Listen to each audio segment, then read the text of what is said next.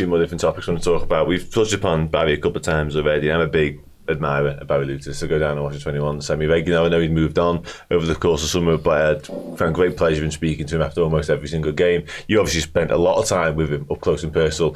As a coach, as a person, just great. Yeah, top man. Honestly, I started working with Barry when he was doing the under 12s, and then I worked again with him 15, 16s and at 23s. So he's just so consistent in his message, how he delivers that message, how he is with the players, not just on the pitch, but how he is off the pitch. I took loads from him, but how he delivers his coaching, his demeanour, how he is. He just cares so much about the players off the pitch that you see the relationships he's got. It's not just kind of manufactured.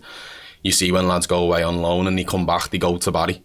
And I always think that's a big kind of sign that like you've had an impact in a player's journey. And personally for me, he's been fantastic for me. And, we still speak now. I spoke to him the other day and we keep in contact all the time. But he's a fantastic coach. And yeah, again, he's someone who done over 10 years at the club. And he's worked at most age groups. He's seen a lot of the players come through as well. And I'm sure he'll be hugely successful in the future, whatever he wants to do, whether that's first team or whether that's youth development football, Yeah, I certainly hope so. Yeah, I do wish him all the best. I've said it numerous times now, but I most definitely mean it. Matty, I know you wanted to ask Ray in terms of just academies retaining and releasing kids, really, because so you mentioned here sometimes they let it go for being too small. I know that's something that close to your heart, wildly so. I'm not quite sure how that happened, but still, so feel free. I mean, you touched on it before, it's just sort of that aftercare, because obviously it's sometimes you literally, what you were saying about, can't remember who you said before. Mate of mine. Mate, it was off camera. The sounder, yeah. So we'll let go, and it's almost sometimes it's like, well, see you later, and there's no contact. Obviously you might have a few coaches who text you here and there to see how you're getting on, but in terms of transition or a bit of development over the years and since you've started, do you think there's more of a an approach to looking at players? Because obviously you see some lads who let go for being too small when they're 14, and then when they're 18 all of a sudden they're 6'2", or because I know someone who actually plays in the Prem now who was on the line but he's decided to keep him. Now he's playing, do you know what I mean? It's those fine lines between making it and not making it. Do you think there's any sort of difference now from 10, 15 years ago to now in that regard? Most definitely, and I think the more people have spoke about it, I think they've obviously gone back and had a little look at how that is in academies. But I think to go back to the initial point, I think the whole retain and release conversation, I think you can't get away from it. So the parents, we were talking before, you sign for Liverpool at 9 years of age, what the pitfalls can be. It's a retain or release business in many ways. So you can't shy away from that. That's why I always say the communication with the parents is so important. And if they get to 8 or they get to 9, just enjoy it, get to 10. Just enjoy it, get to 11. If you get to 12 and you get a 2-year retention, just enjoy it when you get to 14. Don't look too far ahead. Don't compare your journey to anyone. Everyone's journey is going to be different. And you see that some lads who've been, top of the group all the way through, they get to 21 and all of a sudden Liverpool brings someone in, or their mate gets an opportunity before them, and it's how do you deal with it? And I think Liverpool were massive, and they still are with the aftercare and how they help players maybe move to another club. But I always try and say to the players and to the parents, just always be thinking about the what ifs. Just always have a backup plan. Bringing it back to myself, I ended up doing a teaching degree after I went to college and university. Not because I particularly wanted to be a teacher full time, but I thought to myself, if I've got nothing else, I've got a teaching degree and I've got experience within teaching, so at least I'm employable in some kind of capacity. So just always thinking about the what ifs and as I say, the identity of when your boy's at the club is really important. You see it now. The boys have got Instagram accounts and that's fine. Enjoy it while you can, but you've also got to keep reiterating the message that look, this might be a year, it might be 2 years. You're still a kid. You've still got friends. You've still got family. You're still a brother. You might have sisters. You might be good at something else. You might want to play an instrument. There's a lot more to life in general than than football. I know sometimes people don't want to hear that, but you have to kind of be honest with parents and say, look, this is what happens. This is what you're signing up for. But we will do everything we can to help and support you through that process, whatever that may be it first team loan, or you do get released and you move to another club, you know. And Liverpool are fantastic at that. Yeah, most definitely. I mentioned it a couple of times recently. I was fortunate enough to go up and see Tom Hill up at Harrogate, and obviously his journey maybe didn't end how he would have wanted it to, but he said Liverpool were exceptional with him in finding him that move and finding him that club and helping him settle once he got up there as well. So yeah, it's about, as you say, it's about managing expectations.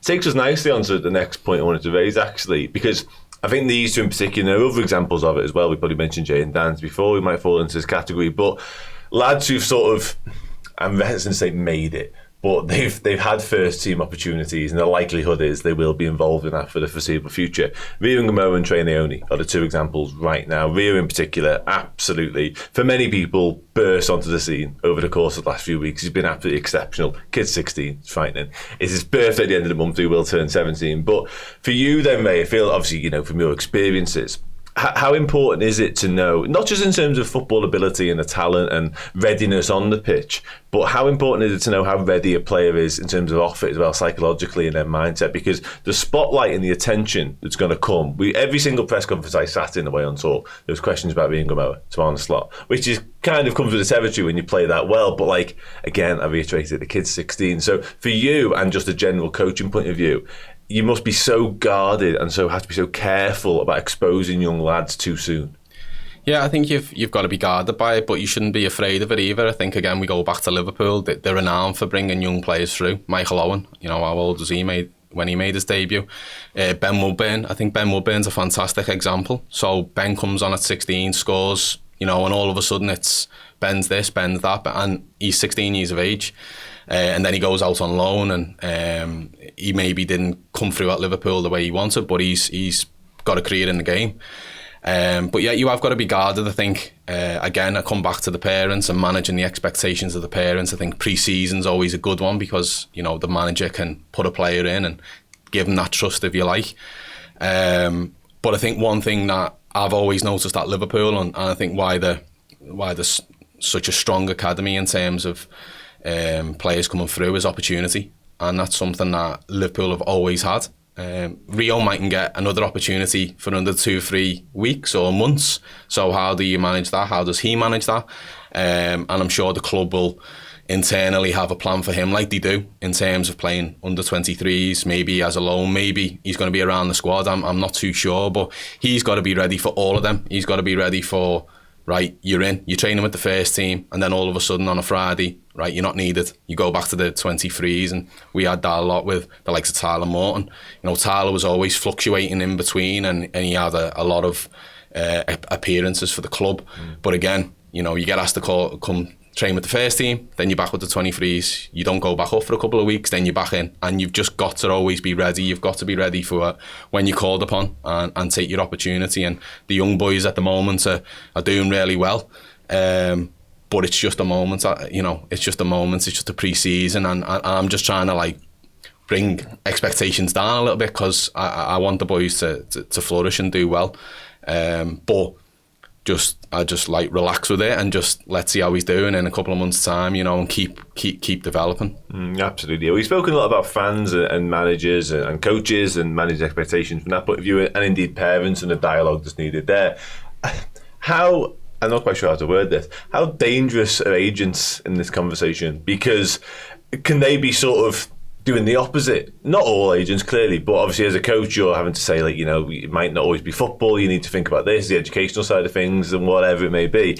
On the other hand, you might have an agent blowing smoke left, right, and centre up a young lad and saying, no, this is your life. This is what's going to happen. This is where we're going to take you, and trying to sell them a dream, essentially. Like, is that something as coaches, again, as a collective, you're having conversations about or you're concerned about necessarily? Yeah, I think you're obviously having conversations because you're aware of it. You know, it's there's agents working with players now, 13, 14, 15, and again, I just come back to the communication with the parents and indeed the agents if you need to. I don't think they're all, you know, I don't think they're all bad. I don't think they're all kind of in it to try and hinder anyone's career in any particular way, and they're just trying to be there as a sounding body for the player, really. But the ones I've always dealt with, again, you come back to the communication side of it, and Ian Barrigan, for example, spent a long time at the club. He's gone into the agency now, but it's communication with him, and it's making sure that, and he does, he's well aware of the system, but I do come back to the communication. It's so important, and if you don't have that dialogue, that's when side conversations can maybe happen, conversations in the car can happen, and it's about supporting the players when they have maybe a dip in performance or they're not getting selected. That's kind of when you hear a few rumblings or there's noise in the background about another club. But I personally, whether that's right or wrong, I would always try and lean towards just communicating and making sure that everyone's in line and alignment about where, what's best for the boy, what does he need, and yeah, just making sure that you've got that clear dialogue with the agents. Yeah, no, it's interesting that. And I say you'd like to think that everyone's got the best interests of the players at heart, but then sometimes you see the odd move here and there and you think, I'm not quite sure that one makes a lot of sense. I won't bring up any examples now. But and that's it. Me and you both wanted to ask Ray something very similar, actually. It's about sort of the filtering down the principles from the top to the bottom. You put it as mirroring the first team systems, because I think that's something we've seen quite prevalent at Liverpool recently, isn't it? Yeah, I mean, you've probably written down similar to me. It's just obviously first team will have philosophy, style of play, principles and whatnot. Obviously when you get to 21s, you sort of want to mirror it a little bit, don't you? Because if they're stepping up, they want to know what they're doing in each position. But how far down do you think, because obviously when they're really young, it's more about getting that technical sort of feel for the ball, 1v1s as you touched on.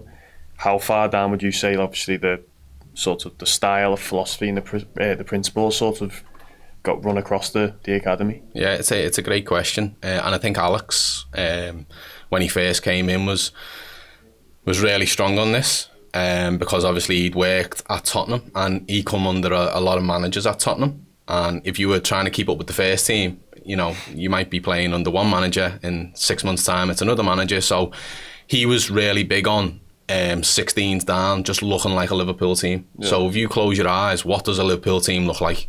If you picture what you want a team to look like, yeah, they've got to pass, yeah, they've got to compete, athletically they've got to be capable, they've got to want to play football, they've got to have that enthusiasm, because that's what people want to see, and it does get a little bit more serious as they get to maybe 18s, 23s, but Alex was really big on us, certainly when I was with the 10s, that the under 10s shouldn't look like the under 16s, in terms of structure, in terms of where the players are playing, because they're 10 years of age. So by the time they get to under 16, Jäger might have gone, new manager comes in, all of a sudden, you're changing. So it was, yeah, we had principles that were guided by the first team, and there were some great principles, to be fair. Like, obviously I worked there during Jurgen Klopp's time, but some of his basic principles were just like, when you haven't got the ball, work hard to get it back. So that can filter through it in any tactical model or under any manager, and it was great for the kids, because it's like Mo Salah's running back for the ball, and you want to be there, so you might have to run back without kind of going like, stop, stand still. It was more like a lot of his principles, and a lot of the principles we used were a lot about like behaviours and how you behaved as a player. So are you a good teammate when you're not playing it? Are you a good sub? Are you supportive? But yeah, there was a way of playing, of course there was. But once it got to 18s, it was a little bit more, and then 23s was probably the best version, if you like, of what the first team should look like. But he was very clear on that it shouldn't look like the first team at under 10, because 10 years of age, there's 7 players on the pitch. They're just little kids. They've come in today, and if they want to run away and try and be like Ronaldo, we'll let them be like Ronaldo, and let them be free and expressive and enjoy it 100%. And all right, you've got the Liverpool kit on, and that's great, but just enjoy it as much as you can, and express yourself. And we won't. That's where I said to you before around the whole stop, stand still, and just younger down, it was letting them play, just seeing them as like little mini players. Just the best version of a Sunday league, if you like. When the kids are playing Sunday league football, younger down, they're in all different positions. Some might play at the back, at the up front, and you just don't know where they're going to end up in terms of position as well. So I think that's important to consider. And then as they get a little bit older, you do start to see identity come through. Are they going to be a front half, back half the pitch player? Do they like scoring goals? Do they like heading and clearing? Well, things are a little bit obvious there. Or are they a bit of an all-rounder? Do they like getting on it and passing and scoring? Are they in both boxes? Could be a midfielder, that sort of thing. And then as they get a little bit older,